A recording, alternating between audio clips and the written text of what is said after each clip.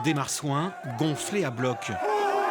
Première épreuve de musculation et de cardio. Une petite mise en bouche avant la suite. La montée des remparts avec des sacs de 30 kilos sur le dos. Arrivé ensuite dans le centre-ville d'Angoulême, place du Champ de Mars, devant quelques curieux, pas forcément habitués à ce spectacle.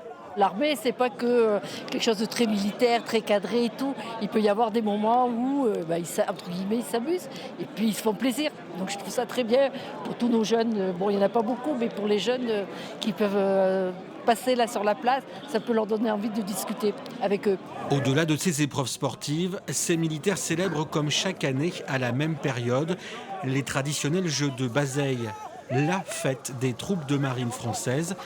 Et cette année, cette manifestation coïncide avec les 200 ans du premier RIMA. Ça permet aussi de célébrer nos anciens.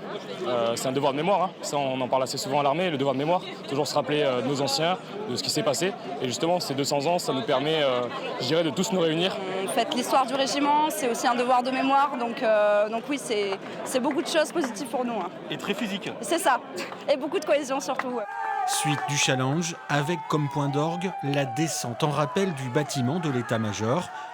Parmi les militaires, quelques réservistes, à l'image de lieutenant Béthune de Moreau, avocat dans le civil. C'est important pour le lien armée-nation, c'est important aussi de témoigner d'un double engagement. Churchill disait qu'être réserviste, c'est être citoyen deux fois. Fin des épreuves, avec le tir d'une balle à blanc symbolisant les dernières cartouches de la bataille de Bazeilles en 1870.